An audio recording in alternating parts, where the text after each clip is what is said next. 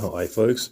So, I think for myself, what I find coming up, my passion and somewhat frustration is it's got to do with the following from the movie The Matrix, the following quote. But until we do, these people are still part of that system, and that makes them our enemy. You have to understand, most of these people are not ready to be unplugged, and many of them are so inert, so hopelessly dependent on the system that they will fight to protect it. Okay? I don't particularly like the enemy part because I don't think people, or the children of the Matrix, as I've said before, are our enemies. Okay? As I'm finding for myself as time goes on, I feel more of an empathy, I would say, and a compassion for people that are so inert and so hopelessly dependent on the system. Those that are so invested in it, right? Those that are so overtaken by it, that are controlled by it, that are manipulated by it, right? And are slaves to it. And so for myself, it's not so much anger or hatred, okay? Slight disappointment to a certain degree because I would hope that, those, the children of the Matrix would have more self-belief, self-courage, self-love, okay, self-direction for themselves, okay? And so it's a paradox, you follow, because you care, and you're concerned. I mean, you know that if you've had a friend, a family member that's been involved in a narcissistic relationship or is in one, and they just can't seem to leave, and they just can't seem to see the reality of the narcissist or the psychopath, right? And they just keep on going back for more. And, the narcissist keeps on lying to them and keeps betraying them. And they just don't get enough and they just keep going back. And it's hard to see. It's hard to see when others are reliant on a substance for addiction or something like that that's hurting them. It's hard to see when somebody doesn't have a self control, they don't have a sense of judgment, discernment, okay, in a sense, whether they being hurt by others or hurting themselves. And that's what makes it, you know, interesting. Let's just say interesting, okay, interesting. And I was speaking to, let's just, my mother the other day. I was talking about like that people are involved here in a very narcissistic relationship with the establishment, and I said, and she was saying, most people are not into conspiracies. And I was saying, she wasn't being in that tone of voice. She was just saying, most people are not. And I was saying, this is not a conspiracy, you know. There is conspiracy to what's going on at the current times. I said, this is not a conspiracy. This is about an abusive relationship that people are involved in. They're in a relationship who from people, with people that tell them that what's going to happen, right? It's coming in the future, which is of grave concern, and they need to, right, protect themselves and protect others from what's coming. Okay, this was, let's say, 3-4 months ago.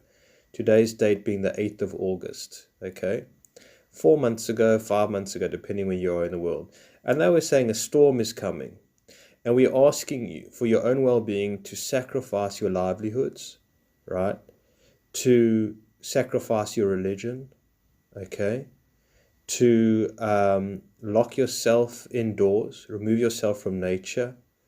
We ask of you, these protocols, these rituals in a way, of washing your hands constantly, right? Of keeping your distance from one another, right? From covering your face, your mouth, and your nose, and so on and so forth. And we're telling you this is how you're going to weather the storm, right? That's coming, or let's just say, okay? And these are the protocols. And they say, look, because the storm is coming. And what happens is that the storm doesn't actually arrive, right? And now you've put so much investment, so much on the line, so much compromise. You've taken your children out of school, right? You become stressed, you become fearful, you become anxious, nervous, you've cancelled your future plans, right? I mean, if there's a wedding that you're supposed to attend, or you're supposed to get married, or you cancelled that, you put that on hold. If you wanted to go to church on Easter, you couldn't go to church. If you wanted to go to mosque for Ramadan, you couldn't go to mosque. If you wanted to go to synagogue for the Passover, you couldn't go. You couldn't visit family members, right? You couldn't visit your grandparents or their elderly in the old aged home, you know, and the and much more than that, and so much more than that, you know, so removed, and because the storm's coming, and not only that, but because you're saving everybody else's life at the same time. And so what happened? It didn't come to fruition. The storm didn't arrive. In fact, what the storm really was all the sacrifices and compromises that you made. And that created the storm, which now there's a storm that's raging wild, that's, you know, it's taking place because of what because what you sacrificed, what you compromised, right? What you gave up of your own sovereignty, your trust. And so you were betrayed. Okay? And you are the ones, to a certain degree, you know, that caused the current storm indirectly. But what I'm saying is that, you know, so it's like the narcissist, you know, let's say a woman who's involved in an abusive narcissistic relationship with her husband. And it's like, you know, the narcissist, I don't know, just betrays his wife and sets her up and lies to her and deceives her. I'm not going to get this right. And she goes out as a result and, you know, gets drunk and goes on a binge of drugs and just whatever it is. And she damages herself in a big way. Okay, regretful. She does regretful things, right? Because as a result of that was the reaction from the narcissist, but this is something different, okay? So what I'm saying is that people were told to, let's say, harm themselves and harm their children in a way, which is true, right? And for no apparent reason. I mean, the reason didn't come to be of why you needed to harm yourself, why you needed to make these sacrifices, so it was in vain. And so a lot of people are so said, no, it wasn't in vain. This is what they're fighting for. This is what's the hard part, is they're saying, no, all the sacrifices that we made, the wearing of the masks, the banning of going into nature, of visiting family and friends, you know, of having to cancel operations that weren't maybe necessary, but maybe were, cancer treatments, whatever it may be, you're not going into hospital, all the doctors that cancelled all their, you know, the chemotherapies that the people needed or whatever it is, the psychotherapies that was cancelled for people, you know, the AA meetings that was cancelled, the group, whatever it is, all culture, society, everything, right? And it was all in vain. And so people say, no, it couldn't have been in vain. So they don't want to believe that they have been fooled. They don't want to believe that they've been taken advantage of. They don't want to believe that they've been sabotaged. And they've been taught, that's the word, that to sabotage themselves, to run their own business into the ground in a way. A lot of people don't want to admit that. And the thing is that a lot of people couldn't, you see, a lot of people didn't have choice. But what I'm saying is that for those who are still of the mentality that are trusting in the narcissist that is promising, you know, a solution, and you can trust us that the solution is going to be for your best interest. Come to the needle, right? And this will free you from your shackles. The very narcissistic person who forecasted the storm, and the storm didn't come, right? But for some, they manifest and say, no, it did come. It did. But they know that it didn't come to the degree of which the narcissist informed them. The weatherman said, it's going to hail.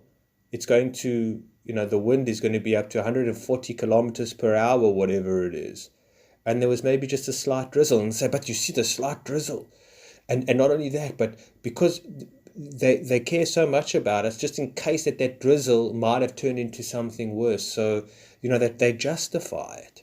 They justify the actions of the narcissist. Okay? So that's something else. And so they believe wholeheartedly, and they still follow hook, line, and sinker by enforcing other people, to distance, psychologically, socially, to wear a mask, whatever it is. And a lot of people are doing it, and a lot of people are on board, and a lot of people aren't fighting back. Now, I'm not necessarily saying fighting back and protesting or anything like that, or even, hammering away at one's keyboard or something, whatever. I'm not talking about that. But I'm saying in their own self to believe and say, well, why did I believe this to be true? Because not just true, but why did I believe these people? Then why am I continuing to believe the narcissist, the psychopath? Why am I still? And that's the conversations that I have with people. Like when I say to my mother, this is not a conspiracy. The evidence is plain and clear, and it's out there, right? That if somebody, it's obvious, okay? But it's not, because we are abused, and I'm saying we are children of the Matrix, and we cannot think for ourselves, and we believe that the authority and directions have got to come from from outside of ourselves, no matter what. No matter what, you cannot make up your own mind, right? You just cannot. You just don't have the ability to make up your own mind, to think for yourself. We don't want to think for ourselves. And therefore, again, we lay the control in the hands of the psychopaths. Okay? And, I mean, the evidence is there. Any kind of alternative solution that people have come across, I'm just saying in regards to weather the storm, or to help with this current situation, I'm saying other kind of medical procedures, I'm saying vitamins or other kind of drugs that could possibly help that have been banned, right? Or whatever it is. Like I'm saying, for anybody, there's been so much smoke and there hasn't been any fire. Or it's been a small little fire. So now this is the difficult part, is that the people are so invested and so hopelessly dependent upon the system, like that I feel that people are still in anticipation for the needle, right, to come and save the day. And that's what's so troubling. It's like, why do you believe it? And I get into conversations from people from time to time. Our local government or minister or somebody other said the worst is yet to come. Or, I was speaking to my brother today, and he was saying he's in Australia. Well, people are extra worried now because in 3 months' time there might be sort of knock-on effects of the virus having an impact on the body that we don't know of. And I'm like, geez, man, you really believe that? Maybe it's true, but I mean, like the way that he was saying was almost that it was like, no, this is what they said. And I'm like, you really believe it? You still believe what they're saying? You still believe the case numbers? You still believing the death numbers? You still believing all of this why do you believe anything? Why do you believe that the vaccine is something that can be trusted? How do you know that it hasn't been rushed? Why would you trust these people in allowing to inject you with something that and they said at the beginning, it takes 18 months to even 5 years to produce a safe, vaccine? Like, why? Why would you trust them? I mean, they're drug dealers at the best of times. But yet, you're not putting up a fight. And I'm saying good people in my life, I'm just saying intelligent people, and they'll still speak of that as being okay, like, and they can really trust them. And they wait on every breath that Mr. Fauci has to say or Mr. Gates has to say, And I say to people, isn't it amazing that these two guys, and they happen to both be Americans, like, what about the rest of the world? What about all the so-called experts or the doctors or the professors? Why does it come down to two Americans? Why? The whole world, is being dictated to by these two guys. And a little bit by the CDC and the WHO and whatever it is. But I'm saying the main front guys. And I mean, they're the pushers of this, if you ask me. They're the faces, they're the symbols of this whole situation. right? This whole scenario.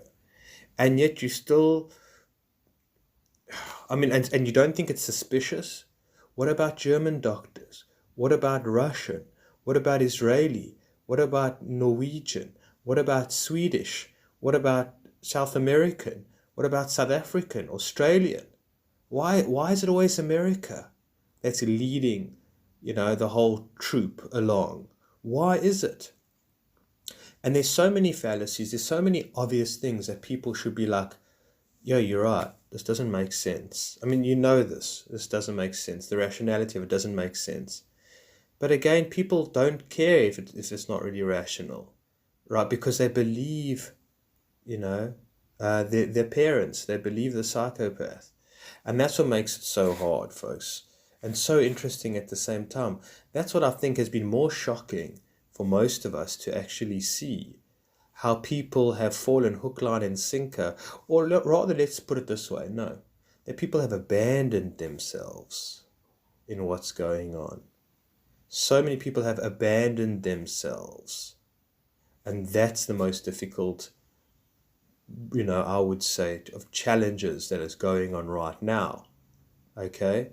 And it doesn't really, I'm just amazed by it. Now, there are people that are fighting back in a certain way, right? But it's not, there isn't. Another thing is that the psychopaths have never apologized. Not once have they apologized. Like in this country alone, they said 60 to 70% of the population was going to get this virus. And they said 20% of the people were going to be critical. Do you know how many? That's, I think, 5 million. I think I worked it out once. 5 million people are going to be critical. In other words, on death's door. So far as we speak, it's just over 10,000 with 500,000 apparent cases or something like that. Okay? I mean, how long are they going to stretch it on for?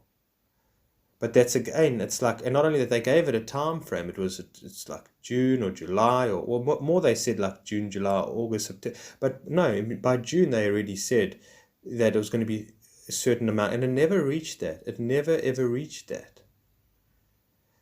Anyways, but that's another thing. It's like no apology, and that's what's very difficult to see, is that people have abandoned themselves and are in love with a narcissist. And that's what's again troubling to witness, to observe. Because it's one thing people believing in the Matrix and living every day to the tune of the Matrix, right? The establishment, the Truman Show. That's painful enough, or just challenging enough for each one of us. But to see it now more so than ever, to see the obedience, right? To see the hive mind, to see the abandonment of the self, or themselves, of their rationality, of their logic, right? Of their apathy to know the truth, right? To actually dig their heads further in the sands, so they don't even get like a hint of a murmur of maybe some truth or insight or something or other, and to watch them bury themselves further in the sand, that's interesting. That's interesting to see, And so just finishing off on this, it's a paradox, because at the same time, there's empathy that we have, because you realize that the person is in self-denial, is disconnected, has abandoned themselves, is married and chained to the psychopath, right? Has invested so much in the game, in the illusion, in the Maya, right? Because that you just see their time, effort, energy, spirit is so married up, is so immersed in, is so meshed in, is so connected, interlinked with it all, that they're unreachable, that they're slaves, Neo. And that's what's very hard to see, that their energy every day is just being fed off by the machine, right? And that creates empathy, and creates compassion at the same time, as well as, you reap what you sow, you get what you give type of thing. If you're not willing to be truthful, then this is what's going to happen. This is the price you pay, or something like that. So there is that anger and frustration and resentment towards them. And not only that, but you being untrue in your own life makes my life very difficult, because I have to play a game and whatever it is, with you, reach you on your level of the dream, of the Maya. I have to come to you in personality and character, right? And so that's what makes it troubling and difficult and exhausting. And having told where to stand in line and what to do by these people that actually, because here's what I think. Now, everybody has their own opinion on the current situation, whether it's real or not, okay? Now, for myself, when I look through what the establishment does, nothing that they do is real. It's all illusion. It's all Maya, okay? What I'm saying, 9/11, it was Maya, okay? It wasn't what it turned out to be. World War I, World War II, assassinations, just the whole story, right? The whole schooling process, money, a lot of parts of religion, all that they've worked on is Maya, right? All that they convince people of is not what it says it to be. That's how they operate. It's not factual, okay? Even the history that we are told and whatever it is, it's all make-believe. That's what they are part of. That's what Hollywood a lot of the time is about. It's all make-believe. It's never what it appears to be.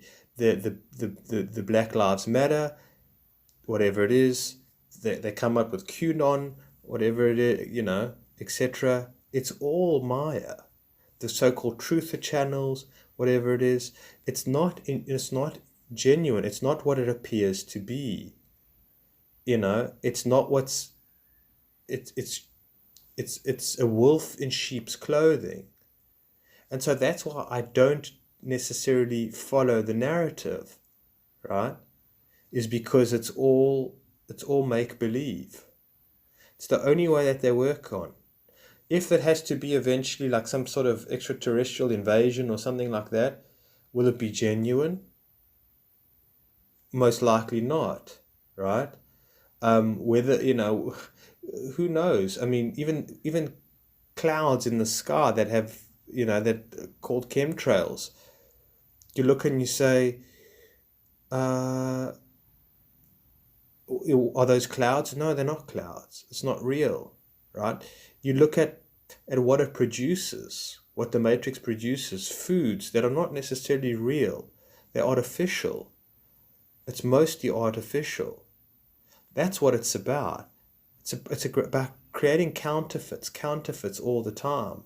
I mean, even music today is not real music. Movies today are not real movies. They're not whatever you want to call it. That's not art anymore. It's all counterfeit. Okay? I mean, countries are counterfeit. Governments are counterfeit. They don't really exist. It all exists only by the soul or the spirit giving its energy to it, that it is manifested. You know what I mean? Like, let's say the Loch Ness Monster.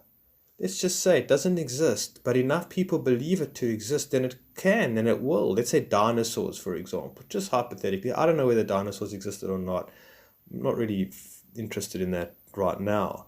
But if we can make believe that there's a character, right, to a certain degree, then, and everybody believes in it, then we manifest it, okay? Then we give it a character, we give it an energy, we give it a vibration, we give it a name, okay? Even Satan or something like that maybe doesn't exist, maybe does exist, but we manifest it into reality.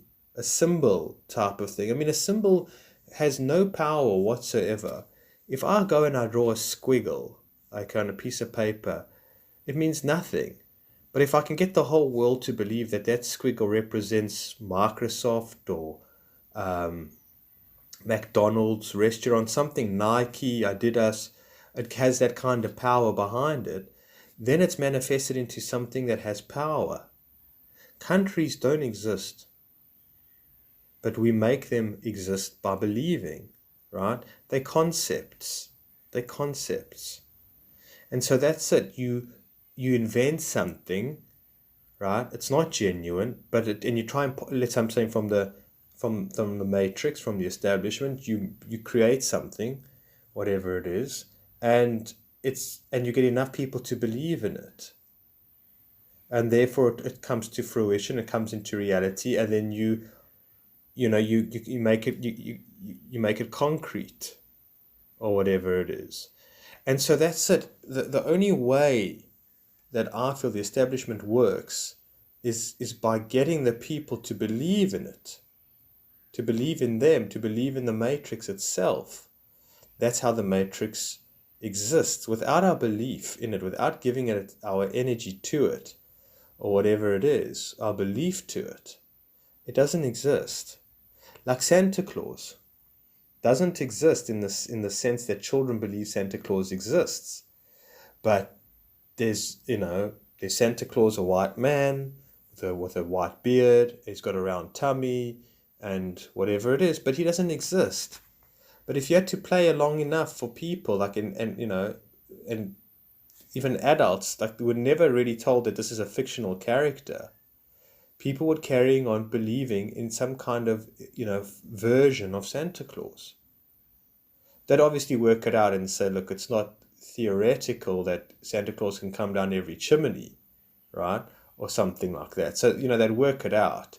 But, the tooth fairy, you can work it out. Well, there's no one really sneaking in and stealing, like you can, when you get wiser, but not to some degree. I mean, you can manifest a god, right? Something in the supernatural that people can't necessarily prove or whatever it is, but it's a grey man in the sky with a white beard or something like that, right? It's just a white man again as well. It's like, oh, wow, okay, One of my issues that I've had with Judaism, and I'm Jewish myself, was that what I was told about Judaism being the sort of the most factual religion or the most real religion was because Moses went up Mount Sinai for 40 days and 40 nights, I think it was that, and he came down with the tablets, and all the people at the foot of the mountain, all the Israelites were there to view it, right, that were witnessing, right? I think it was 3 million or something like that witnessed it. I could be wrong in the figures, it doesn't matter. It could be 30 million, or it could be 30,000, or whatever it is. But they were there at the foot of the mountain that witnessed it, okay? That witnessed the actual event, okay? Now, I used to have quite an imagination and think to myself, what happens if it was, because there was thunder and lightning on the mountain, there was bellowing, there was strong winds, there was lights of all kind, and, I thought to myself, imagine it was like extraterrestrials. I just had a wild imagination. Like, how would people define that as God? Maybe it was very advanced extraterrestrial. Obviously I kept this to myself, because if I had said this to the rabbi as a young child, they would lock me up and drug me severely and maybe stone me or something like that, or recircumcise me, just or something, whatever it is. You see, that's also another one, circumcision. It's the craziest of ideas. It's absolute brutality, if you ask me. It's absolute trauma. It's horrific. I'm absolutely against it. It is ghastly. It is. Anyways, when I talk to people about circumcision, they say, no, well, you're a child and you don't remember anything. I'm like, you don't need to remember. The body knows exactly what happens, and your subconscious, everything, your psyche, it's all remembered, baby. It's a trauma. I say to them, okay, so take a baby that's 5 days old, and for 1 week, just keep on keeping it awake and shouting at it like terribly, and just giving it, something like that, and then see how the baby turns out. And maybe you got a point, but they can't go much further. Anyways, so coming back to the witnessing of God, passing down the Old Testament to Moses, and they say that like your great, I was told my great grandparent was there and witnessed it, and then they pass down the story, so to speak. And I was like, but I don't know anybody I don't even know my great grandfather. It's like you're telling me that just because the witnesses were there, that it's still linked down and they still passed on the exact story. No, we're just reading the story in the Bible that's telling you that people were there, you know? So it's not that might have been there, it was just written there, And so the story wasn't passed down, from generation to generation to generation. In a way, it was, so to speak, direct experience. Like, oh, I know that Abraham Kowalski was there at the foot of the mountain and whatever it was, and we can barely go back a few hundred years. I mean, it's just no chance. Do you understand what I'm saying? The link would be broken a long time ago. The story. So, I'm getting carried away here. But what's my point? So that's what I'm saying, is that you can make up religions, you can make up cults, you can make up any kind of belief systems and make it to be true. And that's where things get so pathological. You can make up a cult like Applegate. What was his name? That Heaven's Gate. And he got those people to drink the Kool-Aid. And how many people died? Because they believed that a certain time traveling behind Halley's Comet or something like that, there was going to be a ship that if you killed yourself, that your spirit would be taken with that ship or something. And people believed it and they followed it. And there's been many, many, many cults as well. And culture is a cult as well. So it's make-believe. It is so make-believe. All of this is so make-believe. And so I must just sort of, ending off on here, is that we have to appreciate that people didn't just buy into this virus story now. They bought into the narrative a very long time ago. They've been so heavily invested in it. Like doctors. So many doctors who have been so invested. I mean, they spent 7-8 years of their career, right? And then so many other years pushing the drugs, pushing all the toxins or whatever I'm saying, all that come in all these unhealthy, unholistic ways of whatever, completely vaccinations, and they've been fully for it, and they're so invested in it. They put so much time and energy into it that the last thing that often a lot of them, even now, the ones that are sort of a little bit well aware that something's fishy, they'll say, no, I can't admit this. I can't admit this to myself. I cannot admit this. And I think there's something again in the Matrix where he says, Morpheus says, you can barely admit it to yourself of how you've been involved in the whole story. You don't want to know that you've been following in a certain pattern or a certain direction. You just don't want to know it. You just don't want to look at it. And so that's why. And the problem with the psychopath and the narcissist is that if you're not going to wise up to them, then their actions and behaviors get more and more sort of destructive. Because you should have said, anyway, so now I'm jumping around here, but that's it. So people are heavily, heavily invested in it, career-wise, money-wise, character, personality-wise, meaning-wise, everything. They're so heavily invested in it. They're so immersed in it that they cannot and will not, even if reality is staring them blindly in the face, they will not accept it, right? No one can accept it, even to themselves, right? That they've been fooled. This is again one of the greatest tricks of the magician, is that people with so much pride and grandiosity will never admit that they had the wool pulled over their eyes. That's why humility is so important. That's why surrendering beliefs and knowing is so important for some time, and saying, I just don't know, whatever it is.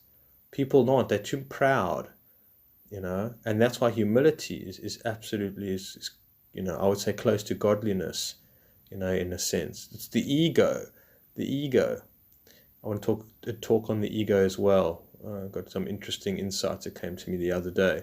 I'd like to share on that as well. But so that's what I'm saying, is that rather than, I would say, sometimes having anger towards these people, because it doesn't sit well, anger, in a sense, and it's not seeing from the bigger picture of towards the so-called slaves. And I use that word in a very sort of heavy-hearted way. I don't say it easily, right? I'm saying, oh, you're a slave and you can't see what's going on, and I walk through this world with my eyes wide open, and it's the blind leading the blind, and I've got like sort of superpowers, and I'm in the know and you're in the dark, I'm in the light, and whatever it is, I mean, some people think they get grandiose about it. I mean, and whatever it is, like, I know the truth. I know who was behind this, and you know nothing. You're an ignoramus, and whatever, So I mean, there's a lot of truth. It's like, I'll tell you what to eat. I'll tell you what's true and what's not true. I'll tell you what's authentic and whatever it is. You don't know anything about spirituality or chakras or meditation or whatever it is. And there's a grandiosity about it. I've done DMT 5 times, and I've taken 8 grams of mushrooms in one sitting or something like that. And a lot of the time, you know what I mean? And so there's this hierarchy, of the awakened, and then and there is, So, but it's an unfortunate, it's a lot of unfortunacy to it. So what am I saying? So, I don't know, I just feel that the point is more so coming from a point of anger. And again, it's even to one's parents who belittled them, who betrayed them, who abandoned them when they were younger, who abused them, in a sense. That it's not, that I think that instead of the anger, I mean, the anger is important, but instead of just the anger, I would say, it needs to be transmuted almost to empathy, right? That you are just so disconnected. You are so living in hell that you don't know. Like that song from Pink Floyd, "Wish You Were Here," where he said that, you're living in hell. You think you're living in heaven, but you're living in hell. You've traded all the beauty in your life for darkness, and you don't even know it. It's so hard to watch you and to see this and whatever it is. So I don't know, I think that's becoming more spiritually mature, when we see that people are wounded, disconnected, inauthentic, afraid, fearful, unloving to themselves, have abandoned themselves in the spirit, have, follow false gods in that way. We can feel a little bit more empathy and compassion for them, and to put up boundaries at the same time, of course. I mean, that goes without saying, compassion, but boundaries. Like, these people, like he says in the Matrix, are your enemy, and they are your enemy. So just be very careful of showing a heartfelt compassion at the same time. All right, folks, thank you for taking the time. I'm really much appreciated. It's really, especially for those who made it this far, thank you for taking the time, for investing your energy and your time with me right now. So thank you. Much love. Take care.